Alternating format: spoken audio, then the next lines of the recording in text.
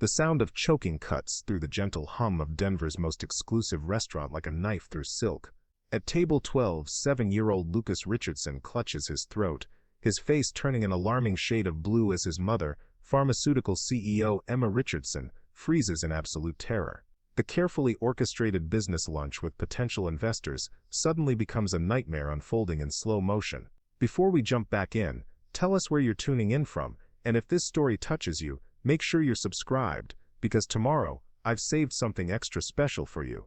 Emma's manicured hands shake as she tries to remember anything from the CPR class she took years ago, but panic has wiped her mind completely blank. Around them, other diners stare in shock, some pulling out phones to record rather than help. The restaurant staff rush over, but seem equally helpless as Lucas's breathing becomes more labored with each passing second.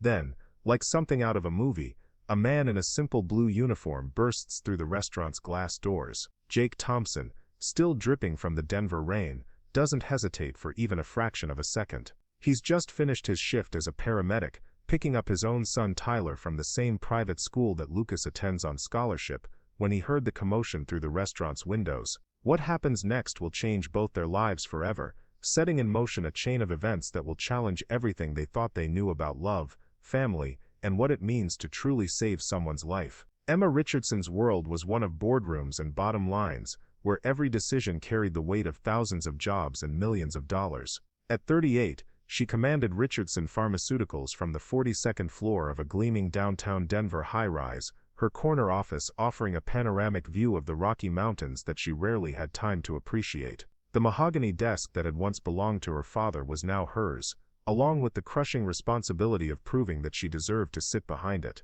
The morning had started like any other in Emma's meticulously scheduled life. Rebecca Martinez, her personal assistant, had briefed her on the day's agenda while Emma sipped her usual oat milk latte and reviewed quarterly projections on her tablet. The numbers were good, better than good actually, but the board remained skeptical of her leadership. Being the daughter of the company's founder meant she had to work twice as hard to prove she hadn't simply inherited her position. Her phone buzzed with a text from Lucas's nanny. The woman had called in sick, leaving Emma scrambling to figure out childcare on one of the most important days of the quarter. She had a crucial lunch meeting with Meridian Capital, a venture firm considering a $50 million investment in Richardson's new cancer research division. The kind of meeting that could secure the company's future, or if it went poorly, raise serious questions about her leadership capabilities. Emma glanced at the framed photo on her desk, the only personal touch in her otherwise sterile office. Lucas smiled back at her, missing his two front teeth, holding up a crayon drawing of what he claimed was a rocket ship, but looked more like a colorful blob. When was the last time she'd had time to look at his artwork, really look at it? When was the last time they'd had a meal together that wasn't interrupted by work calls or urgent emails? The decision to bring Lucas to the lunch meeting wasn't ideal, but Emma had run out of options. She couldn't reschedule with Meridian Capital without appearing unreliable, and she couldn't leave her 7-year-old son alone. She'd simply have to make it work, the way she always did. Lucas was well behaved, and the Riverside Grill was upscale enough that a quietly seated child wouldn't be completely out of place. Richardson Pharmaceuticals occupied 3 floors of the Meridian Tower, employing over 800 people in Colorado alone. Emma's father had built the company from nothing, starting in a garage in 1985, with a revolutionary pain management formula. Now they were on the verge of FDA approval for a breakthrough cancer treatment that could change thousands of lives. The pressure to succeed wasn't just personal, it was generational. As Emma prepared for the lunch meeting, she thought about the weight of legacy. Her father had always believed that business was about more than profit, that pharmaceutical companies had a moral obligation to heal rather than simply generate revenue. She'd tried to honor that vision, but the board was increasingly focused on shareholder returns rather than patient outcomes. Today's meeting could tip the balance one way or the other. The drive to Cherry Creek took Emma through parts of Denver she rarely saw, neighborhoods where people lived paycheck to paycheck, where a medical emergency could mean financial ruin. She'd grown up insulated from that reality, attending private schools and summer camps, never wanting for anything. It wasn't until she'd married her ex-husband, a prominent attorney, that she'd begun to understand how different her life was from most people's experiences. Lucas sat in the back seat of her Mercedes SUV, quietly playing a game on his tablet, his legs swinging gently as they didn't quite reach the floor. He dressed himself that morning in his favorite dinosaur shirt and khaki pants, looking like a miniature businessman. Emma felt a pang of guilt watching him in the rearview mirror. How many business meetings had he attended in his short life? How many times had she asked him to be quiet and well-behaved while she focused on work? The Riverside Grill occupied a prime location in Cherry Creek, its floor-to-ceiling windows offering views of the creek that gave the area its name. Emma had chosen it specifically for this meeting because it conveyed success without being ostentatious, the kind of place where serious business could be conducted over carefully prepared meals. The matron recognized her immediately, leading them to her usual table in a quiet corner, where Lucas could sit without disrupting other diners. Meridian Capital's representatives arrived precisely on time, as Emma had expected. David Morrison and Janet Phillips were both in their 50s, seasoned investors who'd built careers on identifying promising opportunities and avoiding costly mistakes. They greeted Emma warmly but professionally, barely glancing at Lucas as introductions were made. Emma had briefed them beforehand about bringing her son, citing the nanny's illness, and they'd been understanding, at least outwardly.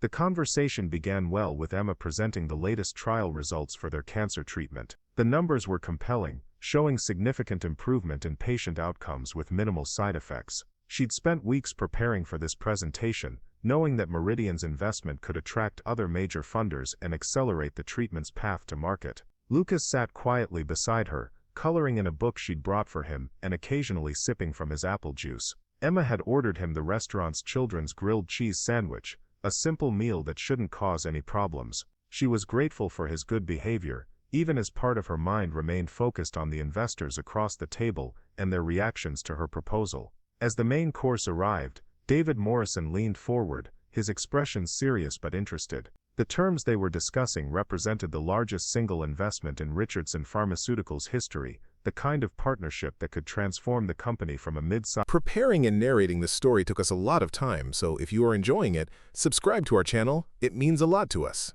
Now back to the story. Pharmaceutical firm into a major player in cancer research. Emma could feel the weight of generations of family legacy resting on this single conversation. Meanwhile, across town in a very different part of Denver, Jake Thompson was ending his shift at St. Mary's Hospital with the kind of exhaustion that only comes from saving lives. The past 12 hours had been relentless, a construction accident that required delicate extraction work, an elderly man's heart attack in a grocery store parking lot, a teenager's overdose that had taken 3 rounds of Narcan to reverse. Each call had been someone's worst day, and Jake had been the steady hand that guided them through it. At 34, Jake had been a paramedic for 8 years, ever since completing his emergency medical training shortly after Tyler was born. The work was demanding, both physically and emotionally, but it gave him a sense of purpose that few other careers could match. Every day brought opportunities to make a real difference in people's lives, to be the person who showed up when everything else was falling apart. The locker room at St. Mary's was quiet as Jake changed out of his uniform, the afternoon shift crew just heading out for their first calls of the day. His partner Sarah Chen was already gone, having left to pick up her own kids from daycare. The camaraderie among the paramedic crew was strong, forged by shared experiences that outsiders could barely imagine, but they all understood the challenge of balancing the job's demands with family life. Jake's apartment was a 15-minute drive from the hospital, located in a middle-class neighborhood where kids still played in the streets and neighbors knew each other's names. The 2-bedroom unit was small but comfortable, filled with Tyler's artwork and school projects rather than expensive furniture or elaborate decorations. Every dollar Jake earned went toward necessities, rent, groceries, Tyler's school supplies, and the occasional movie or dinner out. The financial pressure was constant but manageable, as long as nothing unexpected happened. Jake's salary as a paramedic was decent but not generous, and single parenthood meant no second income to fall back on. He'd learned to budget carefully, to find free activities for him and Tyler, to make every purchase count. The scholarship that allowed Tyler to attend Maple Grove Elementary was a blessing that Jake never took for granted. Tyler was waiting at the school's after-care program when Jake arrived, his backpack loaded with homework and his face bright with excitement about something that had happened during recess. At 9 years old, Tyler had his father's easy smile and his late mother's curious nature, always asking questions about how things worked or why people made certain choices. The walk from the school to their truck gave them time to catch up on the day's events, a ritual that Jake treasured. As they drove through Cherry Creek on their way home, Tyler pressed his face against the passenger window, marveling at the size of the houses and the luxury cars parked in circular driveways. This wasn't their world, but Jake didn't feel resentment about the disparity. He'd chosen a career in public service, knowing that financial rewards weren't the primary benefit. The satisfaction of helping people, of being there during their most vulnerable moments, was worth more than any paycheck. The rain that had been threatening all afternoon finally began to fall as they passed the Riverside Grill, turning the autumn leaves into a slick carpet on the sidewalks. Jake was thinking about dinner plans and Tyler's homework schedule when he noticed the commotion through the restaurant's large windows. His training kicked in immediately, the same instincts that had guided him through hundreds of emergency calls. Someone was in distress, and Jake Thompson never walked away from someone who needed help. Back inside the restaurant, Emma's carefully planned lunch meeting was dissolving into chaos. Lucas had been eating his grilled cheese sandwich when suddenly he began coughing, then making the horrible gagging sounds that every parent dreads. Emma's first instinct was to pat his back, but the situation quickly escalated beyond anything she could handle. The piece of sandwich seemed to be completely blocking Lucas's airway, and his face was changing color in a way that made Emma's blood run cold. She'd never felt so helpless in her life, this woman who commanded boardrooms and made million-dollar decisions, completely powerless in the face of her son's medical emergency. The other diners were staring, some trying to help with suggestions, others simply watching in horrified fascination. David Morrison and Janet Phillips had pushed back from the table, clearly uncomfortable with the medical drama unfolding during their business meeting. Emma barely registered their presence, her entire world narrowed to her son's struggle to breathe. She tried to remember the Heimlich maneuver, but panic had clouded her thinking, and she was afraid of making things worse. The restaurant staff appeared with offers to call 911, but Emma knew that every second counted. Lucas's lips were turning blue, and his attempts to cough were becoming weaker. She felt completely alone in a room full of people, desperate for someone who actually knew what to do, someone who could save her son's life. That's when Jake Thompson burst through the front door, his paramedic instincts having recognized the emergency from outside. He didn't hesitate, didn't introduce himself, didn't ask permission. He simply moved with the confidence of someone who dealt with choking victims many times before, his hands already positioned to perform the Heimlich maneuver. As he reached Lucas's chair, Emma watched in amazement as this stranger, this man in a simple uniform who looked like he belonged in a very different world than hers, took control of the situation with calm expertise. His movements were precise and practiced, his voice soothing as he spoke to Lucas even while performing the life-saving technique. Within seconds the piece of sandwich was dislodged, and Lucas was breathing again, crying but breathing. The relief that flooded through Emma was unlike anything she'd ever experienced. This man, this paramedic who'd appeared like an angel, had saved her son's life. As Lucas clung to her, his breathing returning to normal, Emma looked up at Jake Thompson and felt something shift inside her chest, a recognition that went beyond gratitude. The restaurant erupted in applause, other diners expressing their relief and admiration for Jake's quick action, but Emma barely heard them. Her entire focus was on the man who'd just performed a miracle, this ordinary-looking hero who'd stepped into her world and changed everything. She didn't know his name yet, didn't know his story, but she knew with absolute certainty that their lives were now connected in ways she couldn't yet understand. Jake knelt down to Lucas's level, his voice gentle as he checked the boy's breathing, and asked simple questions to assess his condition. His bedside manner was remarkable, combining medical expertise with genuine compassion in a way that put both Lucas and Emma at ease. When he was satisfied that Lucas was going to be fine, he stood and addressed Emma directly for the first time. Their eyes met across the chaos of the restaurant, and Emma felt something she hadn't experienced in years, the recognition of meeting someone truly important. Not important in the way her business contacts were important, not valuable because of their connections or financial power, but important in a deeper, more fundamental way. This man had just saved her child's life, and she didn't even know his name. Part 2. The disruption and surprising intervention. Jake Thompson's presence in the Riverside Grill transformed the atmosphere from panic to purpose in a matter of seconds. His weathered hands moved with practiced precision as he positioned himself behind Lucas, his voice calm and reassuring as he addressed the frightened child. Emma watched in fascination as this stranger, still dripping from the Denver rain, became the most important person in the room without saying a word about his credentials or demanding recognition. The Heimlich maneuver that Jake performed looked effortless, but Emma could see the controlled strength behind each compression, the careful calculation of force needed to dislodge the obstruction without causing injury.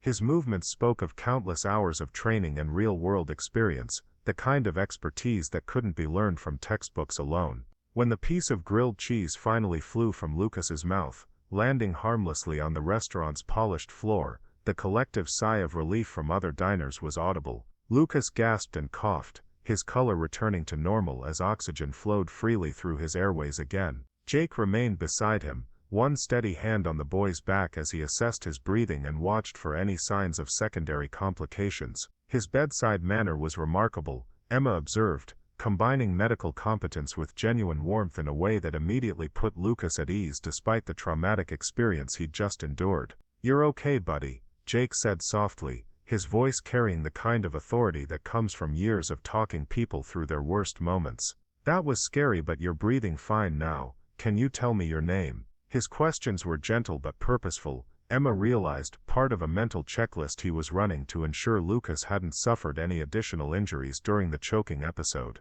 "Lucas," the boy whispered, his voice hoarse but clear. He was still shaken, clinging to his mother's hand, but the terror in his eyes was already beginning to fade. Jake's presence seemed to radiate a sense of safety and competence that even a 7-year-old could recognize and trust. "That's a great name, Lucas. I'm Jake. Have you ever seen a real ambulance before?" Jake's strategy of distraction was clearly working, Emma noticed, as Lucas's breathing continued to steady and his grip on her hand began to relax. This wasn't just medical training at work, this was someone who understood children, who knew how to guide them through trauma with patience and skill. The restaurant staff hovered nearby, unsure whether to call for additional medical assistance or simply let this unexpected expert handle the situation. Other diners had returned to their meals, but Emma could feel their curious glances in her direction. The Meridian Capital representatives, David Morrison and Janet Phillips, remained at their table but kept checking their watches,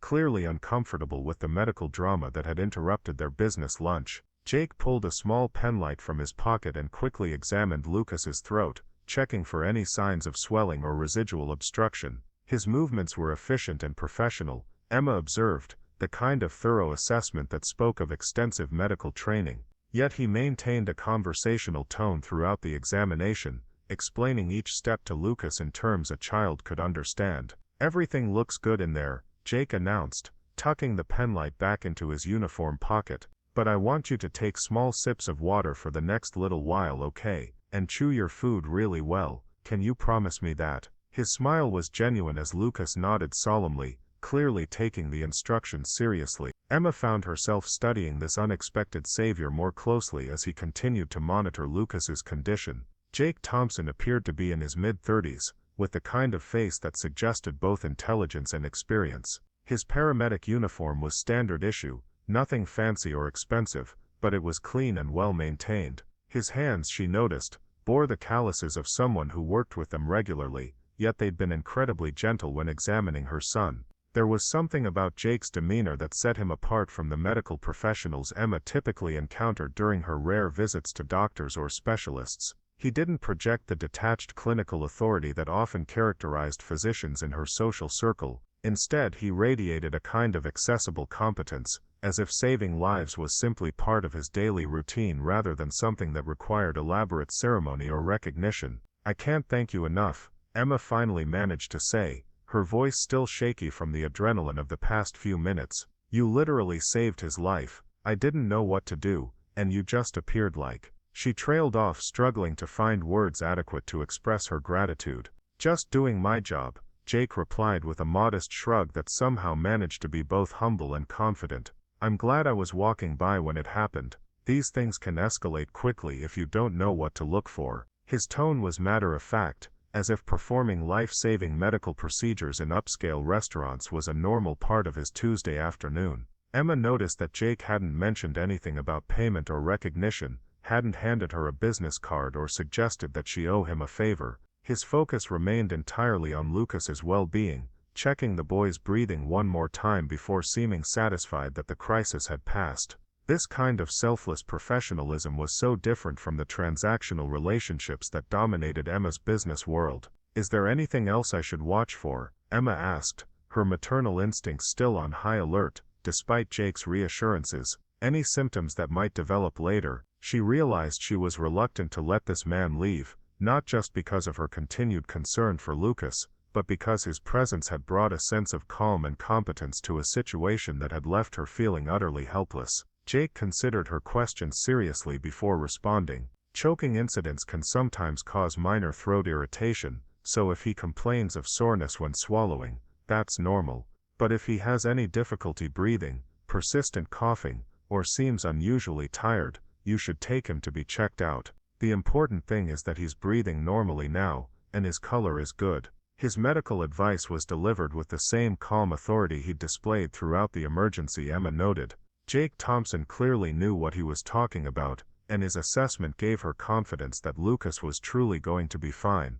Yet something about the way he spoke suggested depths of knowledge and experience that went beyond basic emergency response training. "Can I at least buy you lunch?" Emma offered, gesturing toward the table where David Morrison and Janet Phillips were making increasingly obvious signals about needing to conclude their meeting. "Or coffee. Something to thank you properly for what you've done." She found herself hoping he would accept, though she couldn't quite articulate why his continued presence seemed so important to her. Jake glanced at his watch and then toward the restaurant's entrance, where Emma could see a young boy pressing his face against the glass doors, clearly waiting for someone.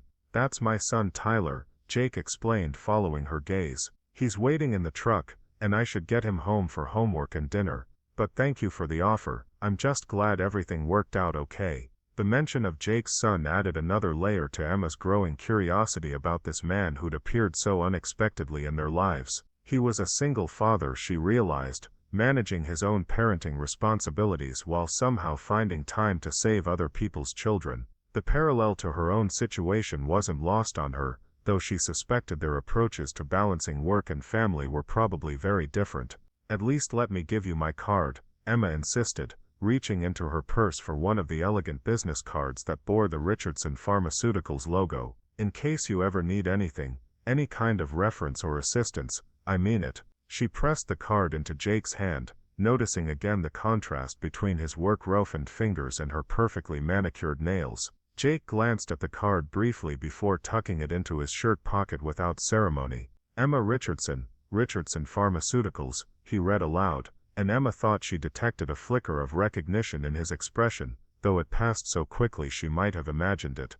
"Well, Miss Richardson, take care of that boy of yours, and remember what I said about small bites and chewing well." As Jake moved toward the restaurant's exit, Emma felt an unexpected reluctance to let him go. This man had not only saved Lucas's life, but had done so with a competence and grace that had impressed her more than any business presentation she'd seen in years. There was something authentic about Jake Thompson, something genuine that stood in stark contrast to the carefully managed personas that populated her professional world. The Meridian Capital representatives were clearly ready to conclude their meeting, their investment discussions having been thoroughly derailed by the medical emergency. Emma attempted to salvage the business lunch, but her heart wasn't in it anymore. The numbers and projections that had seemed so crucial an hour earlier now felt trivial compared to what had just happened. Her son was safe, and that was the only metric that truly mattered. David Morrison and Janet Phillips were understanding about the circumstances, agreeing to reschedule their detailed discussions for the following week.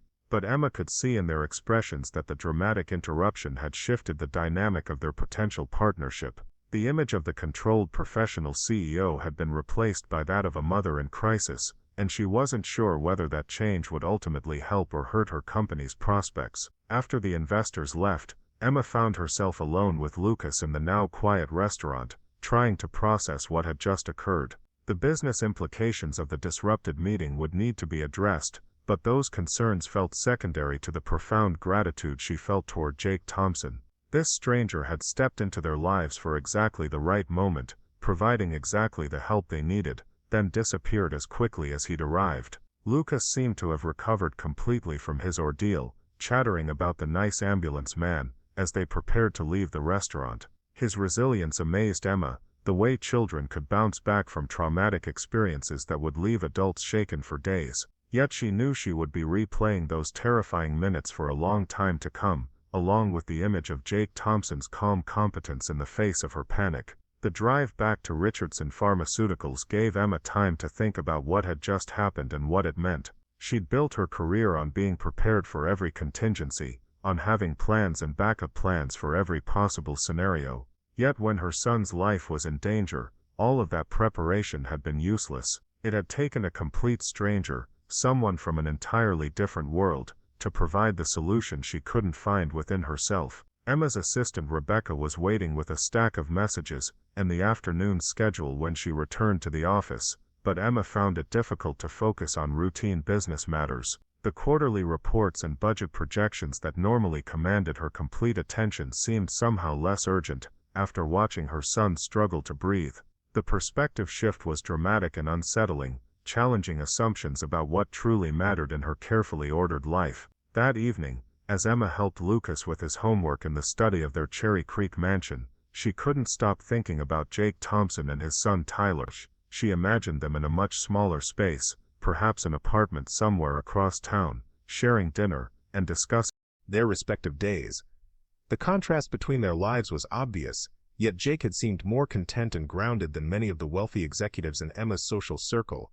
Lucas had already moved on from the afternoon's drama, focused entirely on his math worksheet and a complicated story about playground politics at school. His ability to live in the present moment was something Emma envied, recognizing how rarely she managed to fully disconnect from work concerns and be completely present with her son. The demanding schedule that defined her life left little room for the kind of unhurried conversations that seemed to characterize Jake's relationship with Tyler. As she tucked Lucas into bed that night, Emma found herself thinking about the business card she'd given to Jake Thompson. Would he ever use it? Did he even understand the significance of Richardson Pharmaceuticals in the medical community? She realized she knew almost nothing about this man who'd played such a crucial role in her son's life, and that ignorance bothered her more than she cared to admit. The questions multiplied as Emma tried to fall asleep in her spacious master bedroom. What kind of training did paramedics receive? How long had Jake been doing this work? Was he married, divorced, or had he never been married at all? The personal details that she would normally never think to ask about a business contact seemed vitally important when it came to the man who'd saved Lucas's life. Emma's curiosity extended beyond mere gratitude, though she wasn't quite ready to examine the other emotions that Jake Thompson's presence had stirred up. There had been something about his calm confidence, his gentle authority with Lucas, his complete lack of interest in her wealth or status, that had affected her in ways she couldn't quite articulate. He'd treated her as simply another concerned mother rather than as a powerful CEO, and that perspective had been both refreshing and unsettling. The next morning brought its usual flood of emails and meetings, but Emma found herself distracted by thoughts of the previous day's events. She'd always prided herself on her ability to compartmentalize, to separate personal concerns from professional obligations, yet Jake Thompson's intervention had somehow blurred those carefully maintained boundaries. The memory of her helplessness during Lucas's choking episode contrasted sharply with her usual sense of control and competence. During her weekly executive team meeting, Emma's mind wandered as department heads presented their reports and discussed upcoming projects. The cancer research that had seemed so urgent during yesterday's lunch meeting with Meridian Capital now felt like just one of many competing priorities, rather than the defining focus of her professional life. The shift in perspective was subtle but significant, suggesting that Jake Thompson's influence extended far beyond the few minutes he'd spent in the Riverside Grill. Marcus Bennett, the chief of staff at Presbyterian Hospital and a longtime family friend, called that afternoon to check on Lucas after hearing about the incident from mutual acquaintances. His concern was genuine, but Emma found herself comparing his somewhat clinical approach to Jake's more personal and immediate care. The contrast highlighted differences in medical training and temperament that she'd never considered before. "These things happen more often than you'd think, Doctor," Bennett assured her during their phone conversation. "Children that age are notorious for not chewing properly. You were fortunate that someone with medical training happened to be nearby." His matter-of-fact tone was meant to be reassuring, but Emma detected a subtle dismissiveness in his attitude toward Jake's contribution that bothered her. "The paramedic who helped us was remarkable," Emma found herself saying, though she wasn't sure why she felt compelled to defend Jake to Dr. Bennett. His response was immediate and professional. Lucas trusted him completely. The words came out more forcefully than she'd intended, revealing the depth of her gratitude and perhaps something more complicated.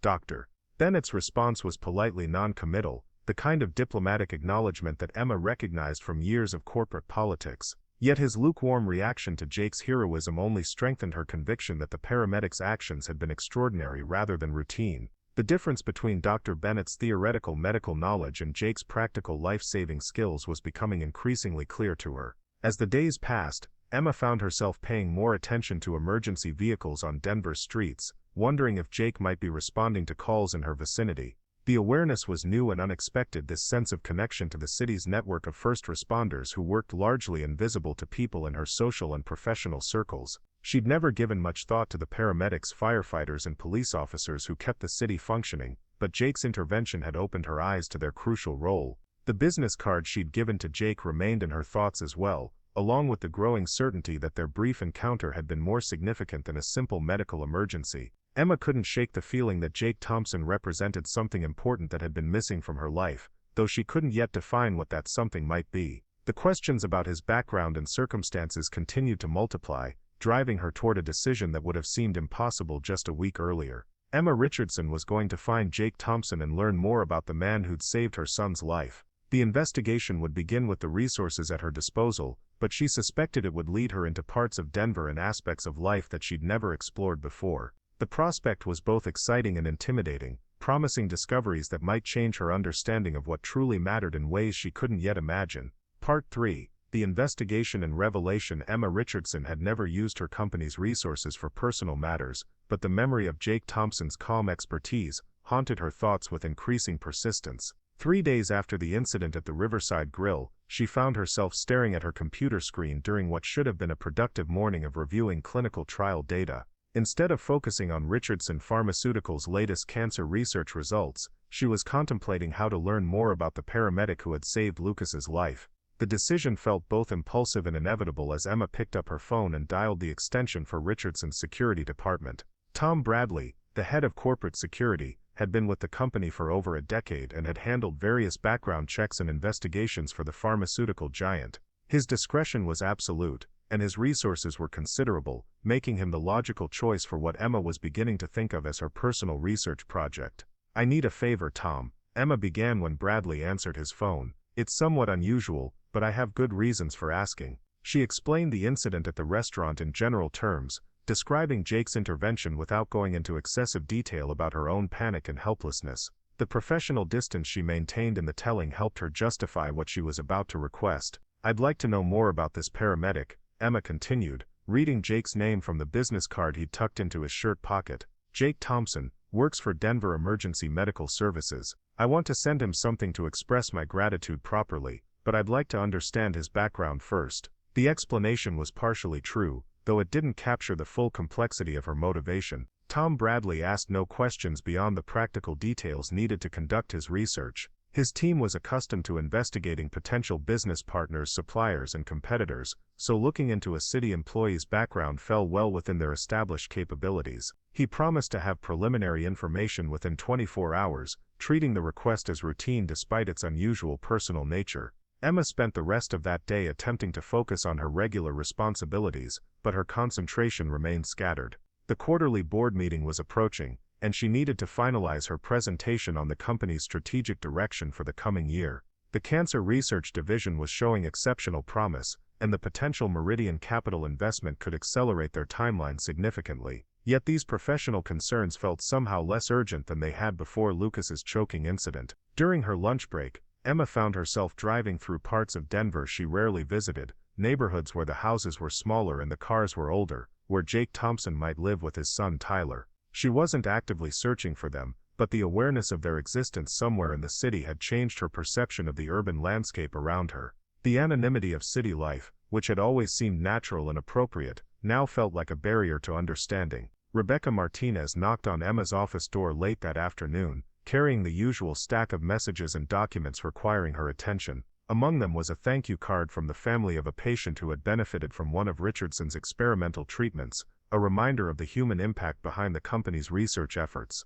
The card's simple gratitude echoed Emma's own feelings toward Jake Thompson, though her desire to express appreciation seemed more complicated and personal. "Miss Richardson," Rebecca said as she organized the day's paperwork, "there's been some interest from medical journals about featuring our cancer research in upcoming issues. Dr. Harrison thinks the publicity could help with the FDA approval process." The suggestion was sound from a business perspective, but Emma found herself thinking instead about the difference between academic recognition and the immediate practical help that Jake had provided to Lucas. That evening, Emma attempted to engage in her usual routine of helping Lucas with homework while reviewing documents on her tablet. The parallel processing that normally allowed her to manage both responsibilities effectively seemed inadequate now, her attention drawn repeatedly to her son's animated description of his day at school. When had she started treating these conversations as background noise rather than the important communications they actually were? Lucas mentioned that Tyler Thompson had been absent from school that day, a detail that immediately captured Emma's full attention. The connection between their children through Maple Grove Elementary had been easy to overlook during the crisis at the restaurant,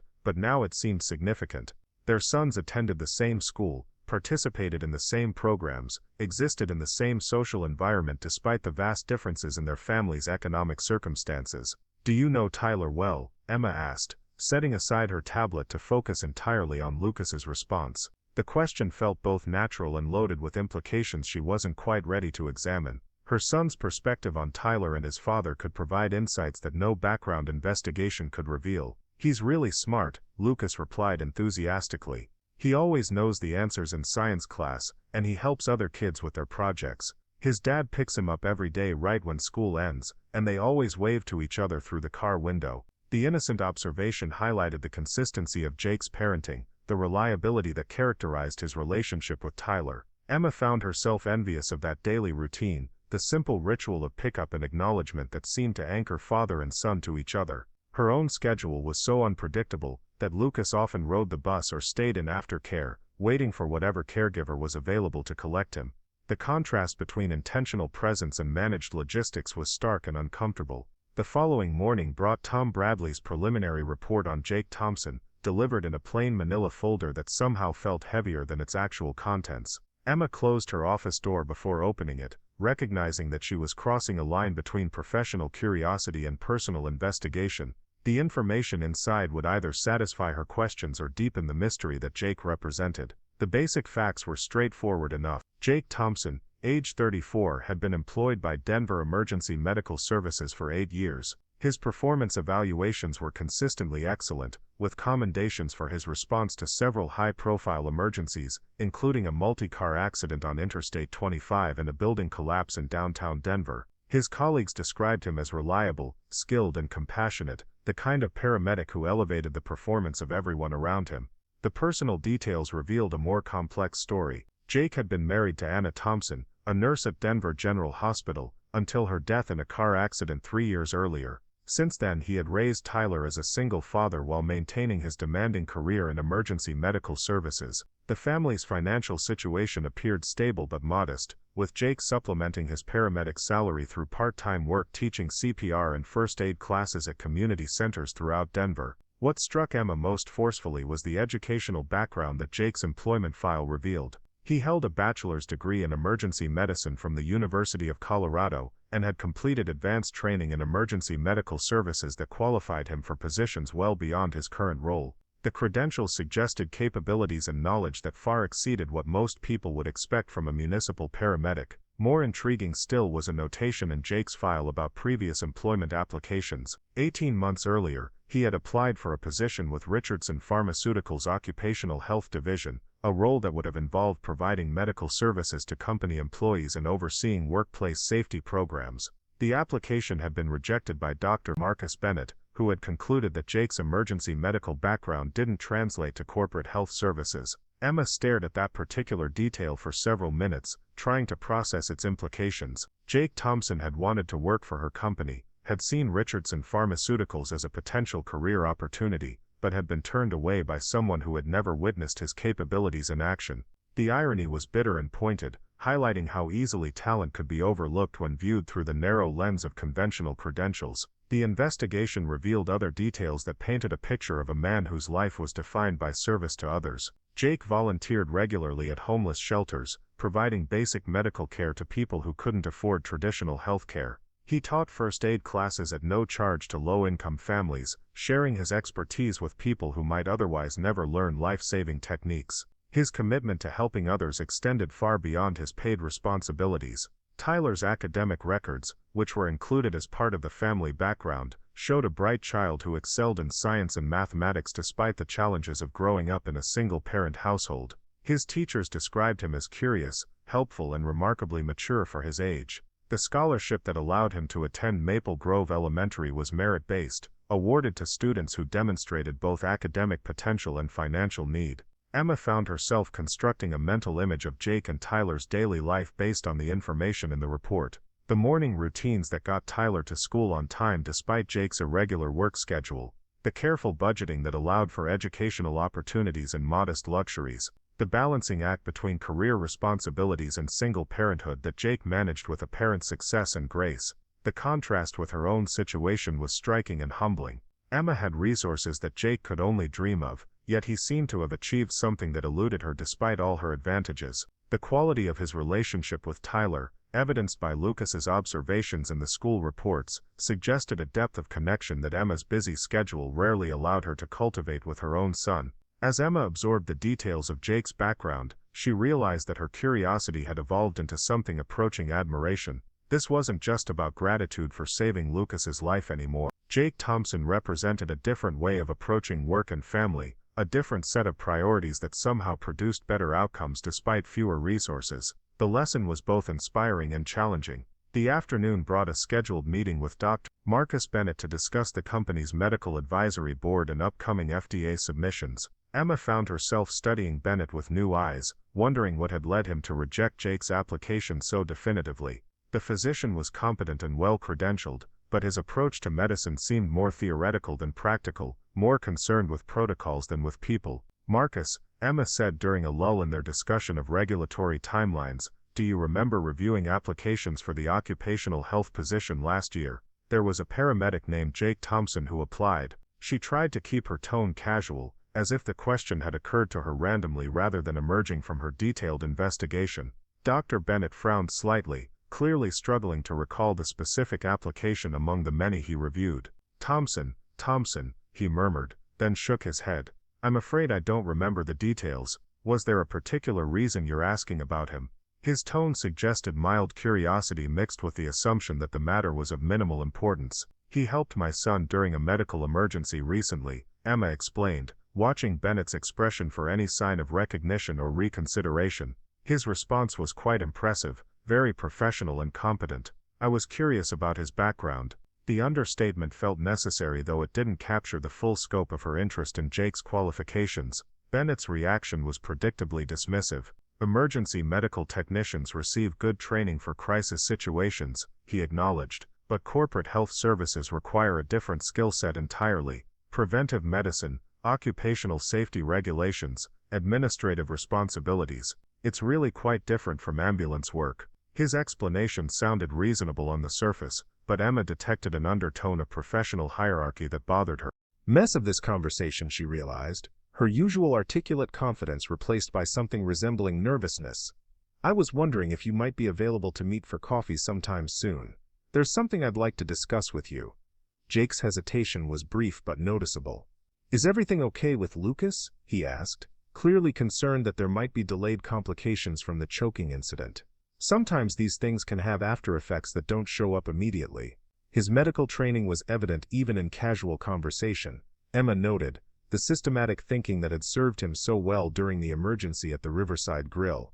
No, Lucas is perfect," Emma quickly clarified. "This is about something else entirely. Something professional, actually. I'd prefer to discuss it in person if you're willing." The vagueness of her explanation was intentional. The full story of Richardson Pharmaceutical's previous rejection of his application was too complex and potentially embarrassing to address over the phone. They agreed to meet the following afternoon at a coffee shop near the hospital where Jake often stopped between shifts. The location was neutral territory, Emma reasoned, somewhere that would feel comfortable to Jake rather than intimidating. The corporate offices of Richardson Pharmaceuticals might seem overwhelming to someone who had been rejected by the company once before, even if he didn't yet know that Emma was aware of that rejection. Emma spent the next morning in a state of unusual distraction, her attention divided between routine business matters and the upcoming conversation with Jake. The quarterly reports that normally commanded her complete focus seemed less urgent than usual, overshadowed by the importance of what she was planning to discuss. Rebecca Martinez noticed her employer's scattered attention but was too professional to comment directly on the change in Emma's typical behavior. The coffee shop Jake had suggested was a modest establishment that clearly catered to hospital staff and other medical professionals. Emma arrived 15 minutes early, wanting to observe the environment and prepare herself for what promised to be an unusual conversation. The clientele was predominantly blue-collar workers and medical personnel, people whose lives were defined by service to others rather than corporate advancement. She felt conspicuously overdressed in her business attire, a reminder of the social distance between her world and Jake's. Jake arrived precisely on time, dressed in civilian clothes that somehow made him seem younger and more approachable than he had appeared in his paramedic uniform. His jeans and flannel shirt were clean but clearly well worn, the wardrobe of someone who prioritized function over fashion. Emma found herself appreciating the authenticity of his appearance, the absence of pretense that seemed to characterize everything about Jake Thompson. "Thank you for meeting me," Emma said as Jake settled into the chair across from her, his movements economical and purposeful. "I know your schedule is probably complicated, and I appreciate you taking the time." The formality felt wrong somehow, given the intimacy of their shared experience at the restaurant, but Emma wasn't sure how else to begin this conversation. "Tyler's at a friend's house working on a science project," Jake explained, stirring sugar into his black coffee. "So I have a couple of hours before I need to pick him up. What did you want to discuss?" His directness was refreshing after years of corporate conversations that danced around important topics with elaborate diplomatic language. Emma took a deep breath and decided to approach the situation with the same straightforward honesty that Jake seemed to appreciate. "I had my security team do some research on your background," she began, watching his expression for signs of offense or concern. "I hope you don't mind, but I wanted to understand more about the person who saved my son's life." Jake's eyebrows rose slightly, but he didn't seem particularly bothered by the revelation. "I suppose that's reasonable, given the circumstances," he said carefully. "What did you want to know that you couldn't just ask me directly?" His tone wasn't accusatory, merely curious, as if he understood that wealthy people often approached relationships differently than he was accustomed to. "I discovered that you applied for a position with Richardson Pharmaceuticals 18 months ago," Emma said, deciding to address the most significant issue immediately rather than building up to it gradually. "Your application was rejected by one of our medical advisors, Dr. Marcus Bennett. I don't think he gave your qualifications the consideration they deserved." The statement hung in the air between them, heavy with implications that neither of them had fully processed yet. Jake's expression shifted from mild curiosity to something more guarded, as if he was reassessing the nature of this unexpected meeting. Emma realized that she had just revealed knowledge of what might have been a painful rejection, a professional disappointment that Jake had probably worked to put behind him. "That was a long time ago," Jake said finally, his voice carefully neutral. "I applied for several positions around that time, trying to find something that would give me more regular hours and better benefits for Tyler. The paramedic schedule can be challenging for single parents." His explanation was matter-of-fact, without apparent bitterness about the rejection or resentment toward Richardson Pharmaceuticals. Emma leaned forward, sensing an opening to make her case. "Dr. Bennett made a mistake," she said firmly. "Your qualifications are exceptional, and your experience is exactly what our occupational health division needs. I'd like to offer you the position that you should have been given 18 months ago." The words came out more forcefully than she had intended, carrying the weight of her growing conviction that Jake Thompson represented exactly the kind of employee Richardson Pharmaceuticals should be trying to attract. Jake's coffee cup remained suspended halfway to his lips as he processed Emma's unexpected offer. "You want to hire me because I helped your son?" he asked, clearly trying to understand the logic behind the proposition. "Miss Richardson, I appreciate the gesture, but I don't need charity. What happened at the restaurant was just part of being a decent human being. This isn't charity," Emma insisted, frustrated by Jake's immediate assumption that her offer was motivated by guilt rather than genuine recognition of his value.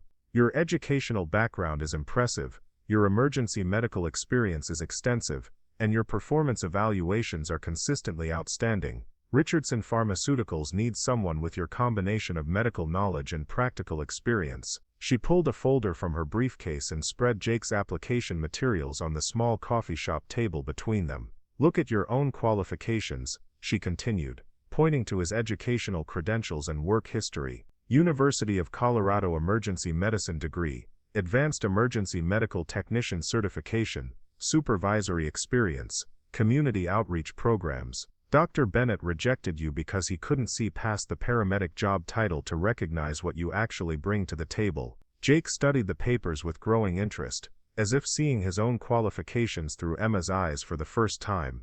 The position description for Richardson's occupational health role was included in the folder, and Emma watched as he read through the requirements and responsibilities. His expression gradually shifted from skepticism to cautious consideration as he recognized how well his background aligned with the company's stated needs. The salary would be significantly higher than what you're earning with the city, Emma continued, sensing that Jake's practical concerns were beginning to outweigh his emotional reservations about the offer. The benefits package includes comprehensive health insurance, retirement contributions, and educational assistance for Tyler. The schedule would be regular business hours, which would make parenting much easier. The financial considerations were clearly important to Jake, though he was too proud to show excessive enthusiasm about the monetary benefits. Emma could see him calculating the impact that a higher salary would have on Tyler's opportunities, the additional educational resources that would become available, the financial security that would replace the constant worry about unexpected expenses. What would be expected of me? Jake asked, his question indicating that he was seriously considering the offer despite his initial resistance. I know the basics of occupational health and safety, but most of my experience has been emergency response rather than preventive medicine. His honesty about the gaps in his knowledge impressed Emma, who was accustomed to candidates who oversold their capabilities rather than acknowledging areas for growth. Emma had anticipated this concern and was prepared with a comprehensive answer. We'd provide additional training in occupational health regulations and corporate safety protocols, she explained. But what we really need is someone who understands practical medicine, who can assess real health risks rather than just following theoretical guidelines. Your emergency experience gives you insights that most occupational health specialists never develop. The conversation continued for nearly 2 hours as Emma outlined the specific responsibilities of the position, and Jake asked increasingly detailed questions about Richardson Pharmaceutical's operations and expectations. Their discussion revealed a depth of medical knowledge and practical wisdom that impressed Emma more with each exchange. Jake's questions were intelligent and thoughtful, demonstrating his genuine interest in doing the job well rather than simply collecting a paycheck. As their meeting drew to a close, Jake asked the question that Emma had been dreading. "Why now?" he said, his eyes meeting hers directly. "Why are you offering me this position now after your company already decided I wasn't qualified? What's really changed besides what happened with Lucas?" Emma had known this moment would come, the point where she would have to acknowledge that her personal feelings were entangled with her professional judgment. "You're right that Lucas's choking incident brought you to my attention," she admitted. "But what convinced me to pursue this was learning about the mistake Dr. Bennett made in rejecting your application. You deserved consideration 18 months ago, and you deserve this opportunity now." She paused, gathering courage for the more personal part of her explanation. "But there's something else," she continued. "Watching you with Lucas, seeing how you handled that crisis with such competence and compassion, made me realize that Richardson Pharmaceuticals needs more people who understand that medicine is about helping real people, not just managing abstract risk factors. You have something that most of our medical staff lacks." Jake was quiet for several minutes, clearly weighing the various factors involved in Emma's offer. The opportunity was attractive, Emma knew, but accepting it would mean leaving colleagues he respected and entering a corporate environment that might not appreciate his straightforward approach to problem solving. The decision would affect not only his own career but Tyler's future opportunities and security. "I'd need to give Denver EMS proper notice," Jake said finally. "And I'd want to visit Richardson Pharmaceuticals, meet the people I'd be working with, understand the corporate culture before making a final decision." His conditions were reasonable, Emma realized, the careful approach of someone who had learned not to make impulsive choices when his son's welfare was at stake. Of course, Emma agreed, relieved that Jake was seriously considering the position rather than rejecting it outright. "Take all the time you need to evaluate the opportunity. I can arrange for you to tour our facilities and meet with the occupational health team whenever it's convenient for you." The professional courtesy felt inadequate given the personal nature of their connection, but Emma recognized that Jake needed to approach this decision systematically rather than emotionally. The following week passed in a blur of arrangements and meetings as Jake explored the possibility of joining Richardson Pharmaceuticals. Emma watched him navigate the corporate environment with the same calm competence he had displayed during Lucas's medical emergency, asking perceptive questions and offering practical insights that impressed everyone he encountered.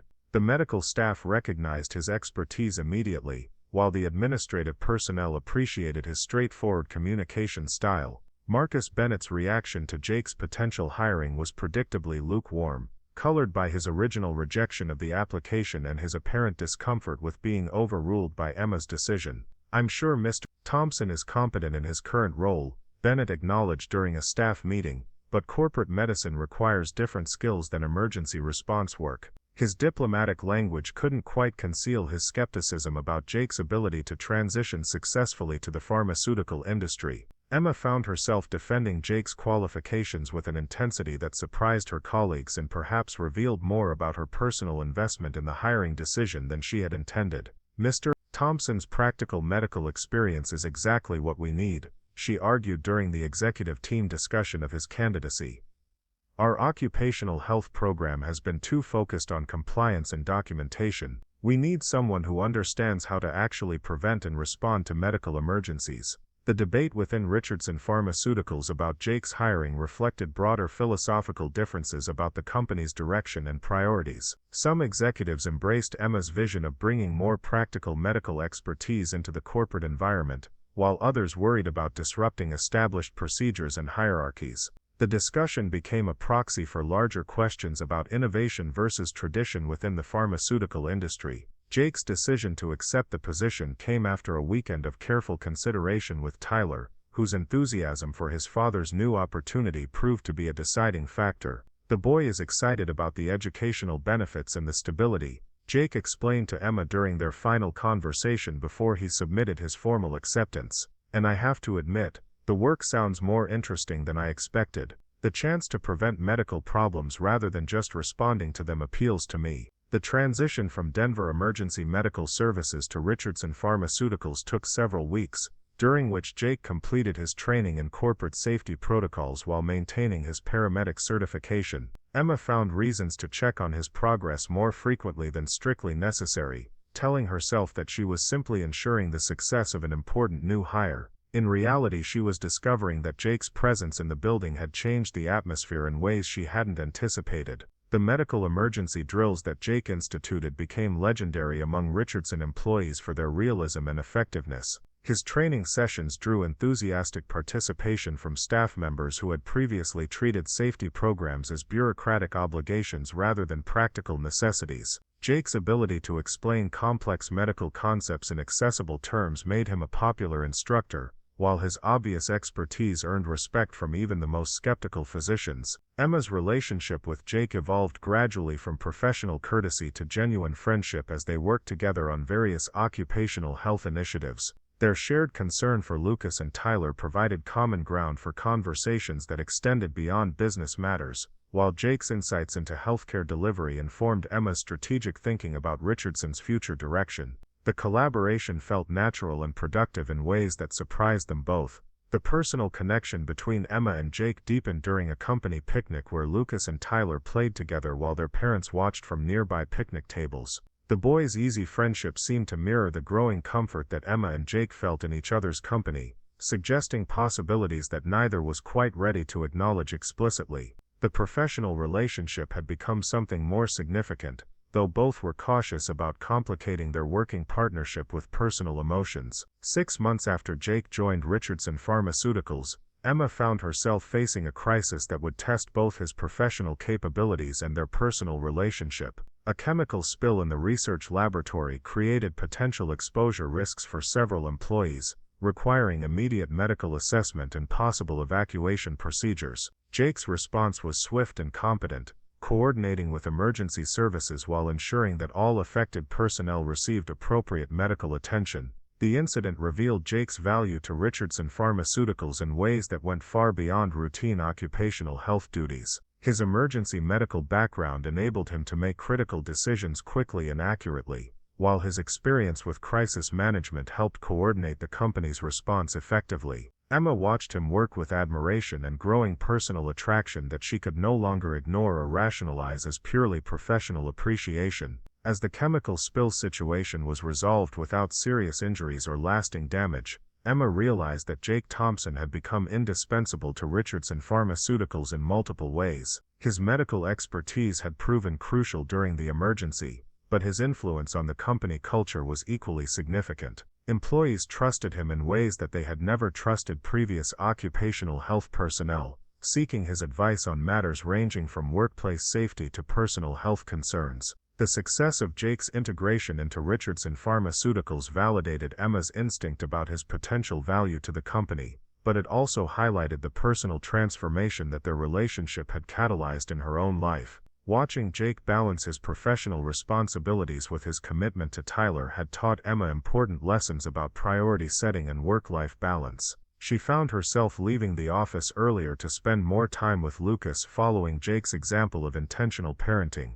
The annual Richardson Pharmaceuticals board meeting provided an opportunity for Emma to present the results of the company's improved occupational health program, with Jake's contributions receiving particular recognition from the board members. The statistics were impressive: reduced workplace injuries, improved employee satisfaction scores, and enhanced emergency preparedness that had proven its value during the laboratory incident. Jake's impact on the company was measurable and significant. During the presentation, Emma found herself describing Jake's background and qualifications with obvious pride and enthusiasm, highlighting the mistake that had been made in initially rejecting his application. The board's questions about the hiring process revealed their appreciation for Emma's initiative in correcting Dr. Bennett's oversight, while also suggesting their recognition that the decision had been influenced by factors beyond routine personnel management. As Emma concluded her presentation about the occupational health program's successes, she realized that her professional relationship with Jake had evolved into something that transcended typical workplace dynamics. Their collaboration had produced tangible benefits for Richardson Pharmaceuticals, but it had also created a personal connection that was becoming increasingly important to her overall sense of satisfaction and purpose. The evening celebration following the board meeting found Emma and Jake sharing a quiet conversation away from the larger group of executives and employees. Their discussion touched on the day's presentations and the positive feedback from board members, but gradually shifted to more personal topics as they reflected on the journey that had brought them to this point. "I never imagined when I walked into that restaurant that it would lead to all this," Jake said, gesturing toward the celebration around them. "Tyler has opportunities now that I couldn't have provided on a paramedic's salary, and I'm doing work that feels meaningful in different ways than emergency response." His gratitude was evident, but Emma sensed there was something more he wanted to express. "The restaurant was just the beginning," Emma replied, her voice carrying emotions that she was finally ready to acknowledge. "What's happened since then has been about recognizing what was already there, what should have been obvious from the start." The admission felt both risky and inevitable, a recognition of feelings that had been building throughout their months of working together. Jake's response came after a moment of careful consideration, his words chosen with the same precision he brought to medical decisions. "Emma, I need you to know that everything I've done, accepting this position, working to prove myself here, it's been about providing for Tyler and doing meaningful work. But somewhere along the way, it became about something else too." His honesty was characteristic, but the personal nature of his admission marked a new phase in their relationship. The conversation that followed was unlike any professional discussion they had ever had, touching on feelings and possibilities that had remained unspoken during their months of collaboration. Emma found herself admitting that her interest in Jake had transcended gratitude and professional respect, evolving into something deeper and more personal than she had experienced in years. As the evening concluded and they prepared to return to their respective homes and children, Emma and Jake had reached an understanding that would reshape both their professional and personal relationships. The journey that had begun with a medical emergency at an upscale restaurant had led to possibilities neither had imagined when they first met. Sometimes the most significant changes in life emerge from moments of crisis, when strangers become heroes and heroes become something even more important. The morning after the board celebration brought unexpected turbulence to what Emma had hoped would be a smooth continuation of Richardson Pharmaceuticals' success story. Dr. Marcus Bennett requested an urgent meeting, arriving at Emma's office with a folder thick with documentation and an expression that suggested serious concerns about the company's recent direction. His usual diplomatic demeanor had been replaced by something approaching confrontation, a change that immediately put Emma on guard. "We need to discuss the Jake Thompson situation," Bennett began without his customary pleasantries, settling into the chair across from Emma's desk with obvious determination. "There are concerns among the medical staff about the precedent we're setting by essentially creating a position for someone based on personal relationships rather than standard hiring protocols." His tone carried the weight of institutional authority, the voice of someone who believed he was protecting the company's professional integrity. Emma felt her defensive instincts activate immediately, though she maintained her composed exterior while Bennett outlined his objections. The criticisms were carefully constructed and professionally presented, but she could detect the underlying resentment about his original hiring decision being overruled so publicly. Bennett's wounded pride was masquerading as concern for corporate governance, a common dynamic in the pharmaceutical industry where medical hierarchies often superseded business considerations. "Jake's qualifications speak for themselves," Emma responded, her voice steady despite the irritation building within her. "His performance over the past 6 months has exceeded all expectations, and the improvements in our occupational health program are measurable and significant. I'm not sure what concerns you're referring to specifically." The challenge in her response was deliberate, forcing Bennett to articulate his objections rather than hiding behind vague references to unnamed critics. Bennett opened his folder and began spreading documents across Emma's desk, creating a visual presentation of his case against Jake's continued employment. "There have been complaints about his unconventional methods," he explained, pointing to several incident reports. "Traditional medical protocols aren't being followed consistently, and some staff members feel that his emergency response background makes him overly aggressive in non-crisis situations." Emma examined the documents with growing skepticism, recognizing that the complaints Bennett had compiled were largely administrative in nature rather than substantive challenges to Jake's medical competence. Several physicians had noted that Jake's direct communication style differed from the more diplomatic approach typically used in corporate settings, while others had questioned his authority to implement new safety protocols without extensive committee review. "These aren't serious performance issues," Emma observed, setting the papers aside with obvious dismissal. "They're complaints about Jake's efficiency and effectiveness. Some people are uncomfortable because he gets things done quickly instead of spending months in committee discussions." Her assessment was pointed, reflecting her growing impatience with the bureaucratic obstacles that seemed to impede every innovation at Richardson Pharmaceuticals. The conversation revealed deeper philosophical differences about medical practice and corporate culture that had been simmering beneath the surface since Jake's arrival. Bennett represented the traditional academic approach to pharmaceutical medicine, emphasizing credentials, protocols, and hierarchical decision-making. Jake embodied a more practical philosophy that prioritized results over procedures, patient welfare over institutional politics. "There's also the matter of your personal relationship with Thompson. The board has noticed the amount of time you spend discussing occupational health matters, the frequency of your meetings with him, and the obvious favoritism he receives in resource allocation." The accusation was delivered with calculated precision, designed to put Emma on the defensive about her professional judgment. Emma's response was immediate and forceful, her executive authority asserting itself against what she recognized as an attempt to undermine both her leadership and Jake's position. "My management style and resource allocation decisions are my responsibility as CEO," she stated firmly. "Jake Thompson receives the support he needs because his work directly impacts employee safety and company liability. Any suggestion that personal considerations influence my professional decisions is both inappropriate and inaccurate." The denial felt necessary but incomplete, Emma realized, because her feelings for Jake had indeed evolved beyond purely professional appreciation. However, those personal emotions didn't invalidate the business case for his employment or compromise her ability to evaluate his performance objectively. If anything, her growing understanding of Jake's character and capabilities reinforced her conviction that Richardson Pharmaceuticals needed his expertise and leadership.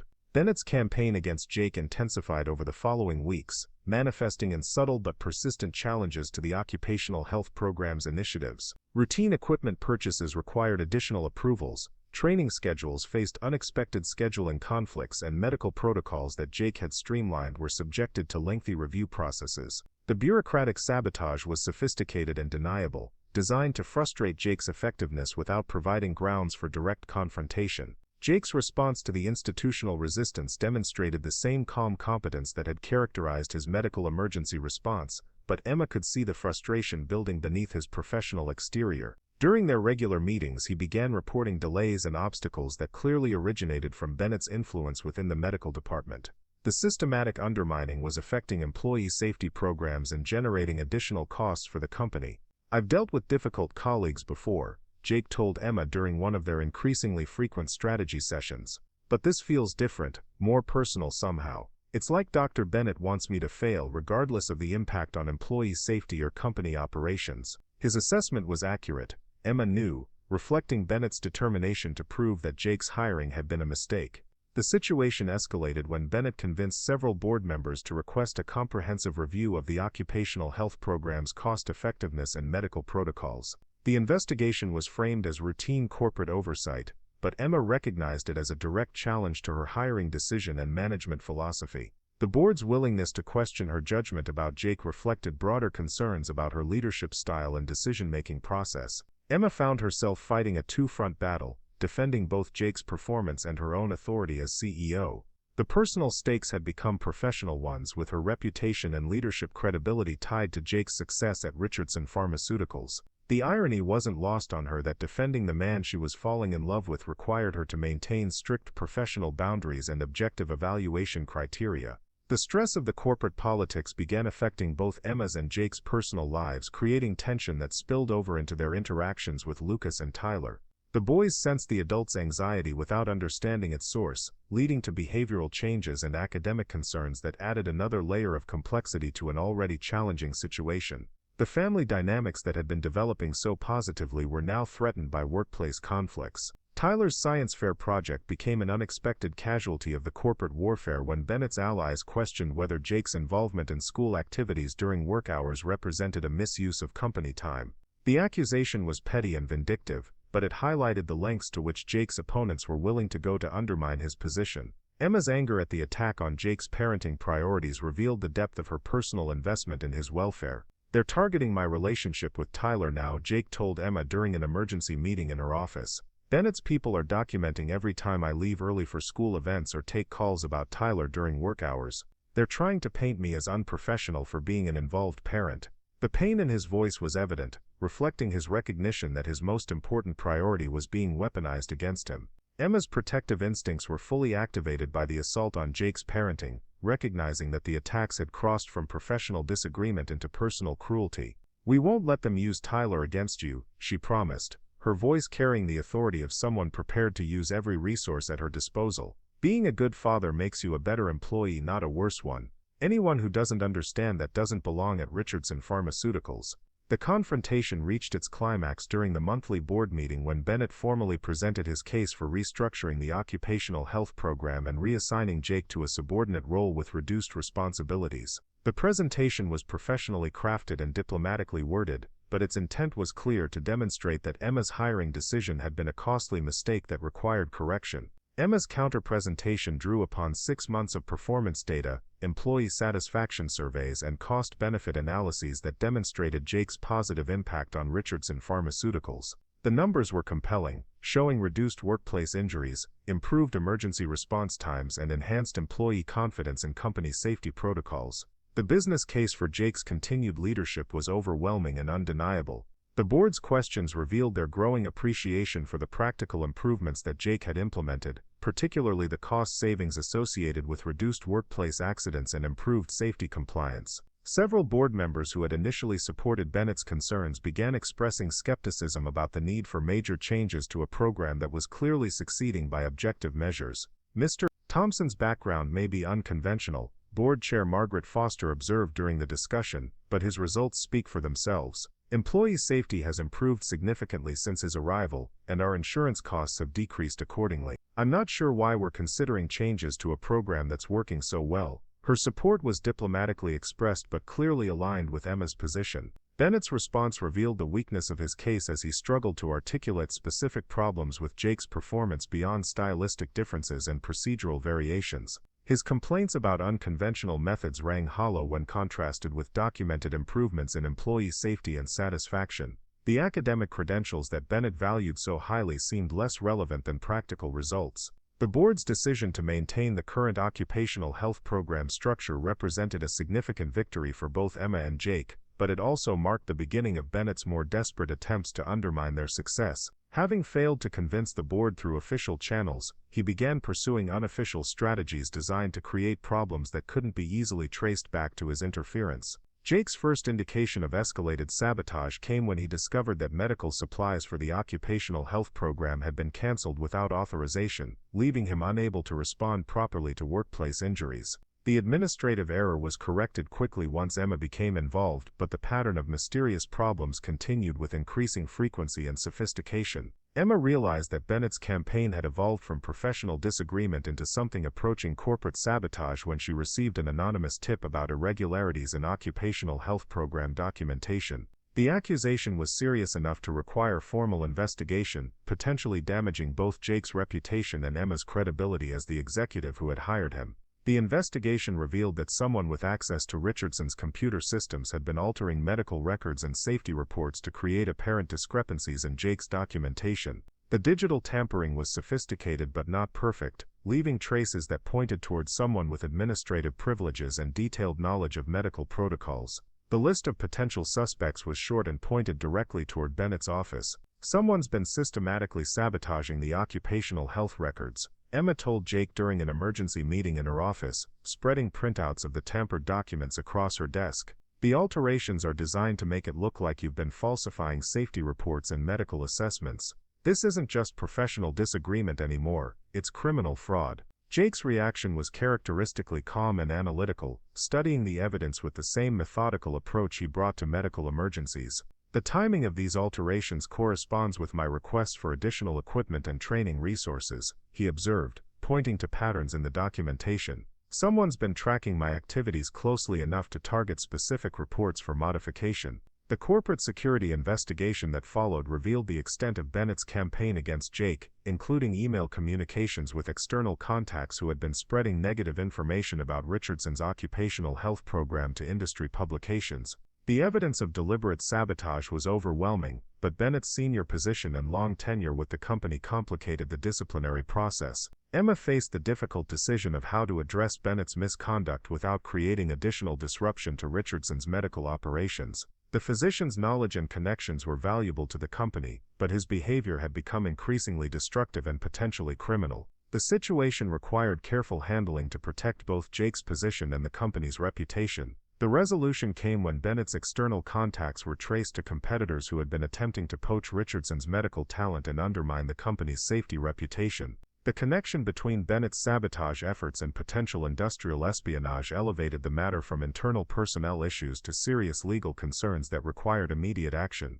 "Dr. Bennett has been terminated for cause," Emma announced during an emergency executive meeting, her voice carrying the authority of someone who had made a difficult but necessary decision. The evidence of deliberate sabotage and potential information sharing with competitors represents a serious breach of professional ethics and corporate security. Jake Thompson will assume expanded responsibilities for medical operations while we search for Bennett's replacement. The aftermath of Bennett's departure created opportunities for Jake to implement improvements that had been blocked by institutional resistance. Employee safety training programs expanded significantly, medical equipment upgrades proceeded without bureaucratic delays, and communication between departments improved as artificial barriers were removed. The positive changes validated Emma's faith in Jake's capabilities while demonstrating the cost of Bennett's obstructionist tactics. Jake's expanded role at Richardson Pharmaceuticals required additional training and certification, but his natural leadership abilities and medical expertise enabled him to handle the increased responsibilities effectively.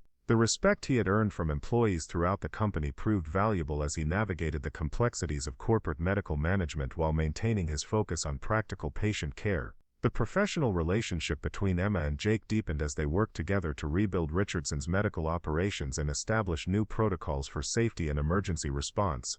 Their collaboration was enhanced by growing personal trust and emotional connection, creating a partnership that benefited both the company and their individual development as leaders. Lucas and Tyler's friendship provided another dimension to the evolving relationship between their parents, with the boys serving as informal ambassadors between Emma's and Jake's different worlds. School events and extracurricular activities created natural opportunities for family interactions that felt increasingly comfortable and significant to all four participants.